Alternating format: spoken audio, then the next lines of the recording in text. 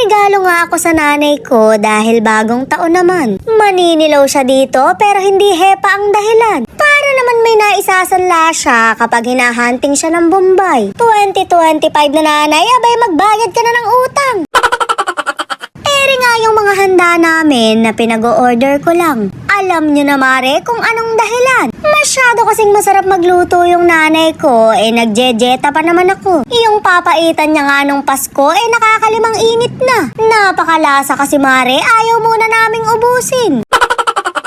Siyempre may pampaswerte kaming prutas na mukhang effective naman. May nagbigay kasi sa akin ng spaghetti na hotdog ang sahog. May nagpadala din ng cake na may butas sa gitna. O mare, ganito ka rin sana mamaya. Pero dahil hindi na kayo umabot ng bagong taon, malabo nang mangyari. Ayaw mo nun mare, masikip pa rin sa 2025. Nakaredy na nga yung green na pitsil ko dahil mag-iinom kami. Nakaredy na rin yung mga paputok na pangsalubong mamayang alas 12. Siyempre may paputok din yung mga kapatid ko pero nasa kilikili. Pang sa araw-araw naman yun, hindi pang bagong taon. Siyempre kwento ko to kaya ako yung mabango dito. O diba, napakasarap ng kain namin. Hindi kasi si nanay ang nagluto, kaya sabay-sabay kaming kumain. Huwag kayong lolo-ko-loko, kasama rin namin si baby ama. Yung kapatid ko kayang babae, kailan magpapakalbo para mawala na yung mga kuto. Siyempre, ito yung magpapasaya sa pamilya ko kaysa yung regalo. Magpaplano na naman akong magpalaro pero hindi naman natutuloy. Napapasarap kasi sa inuman kaya nawawala na sa isip ko. Pero itong regalo ko sa nanay ko, iaabot ko na. Para naman ma-enjoy niya bago maisanla. Medyo manipis lang tumare, yung mukha ko lang naman ang makapal. Okay na to kay nanay dahil madalang lang namang isusuot. Pagka lang naman ririn nyo sa 5'6" para mukhang katiwa-tiwala. Pero hindi na muling matatagpuan dahil estapahin na kayo. Walang lulubay ng kauutang hanggat hindi nakukulong. Mukhang nakaamoy nga ng pera yung mga kapatid ko dahil kabod na lang sumipag. Eri nga si Tagilid na naghihiwa lang ng pulutan pero nakapilantik pa yung mga daliri. 2025 na pero hindi pa rin siya umaamin. Sorry. Kalbo ako. Kalbo ka. I'm Army. Ay, Army ka ba? Ay, sige. Blackpink. Wala ako. Army Blackpink.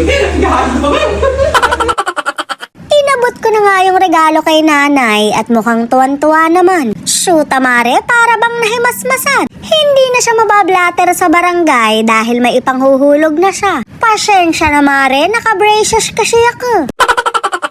Naks naman, healthy living ang pulutan. Mukhang hindi ako tatago sa pader dahil ito yung titirahin namin. Siyempre mare, manginginom pa rin sa 2025. Gusto ko sanang magbago pero nalilito ko. Pagka kasi bagong taon, ang sinasabi nila ay magbago na. Pero pagka naman birthday mo, ang sinasabi nila sana'y wag kang magbago. Nakakalito, bahala nga kayo dyan. Mag-aalas 12 na nga pero kabod namang umulan. Pero kahit ganun pa man, nakapagpaputok pa rin kami. Medyo nasupot nga lang yung iba dahil nabasa ng ulan. Panoorin nyo na lang mare kung gaano kasaya din eh.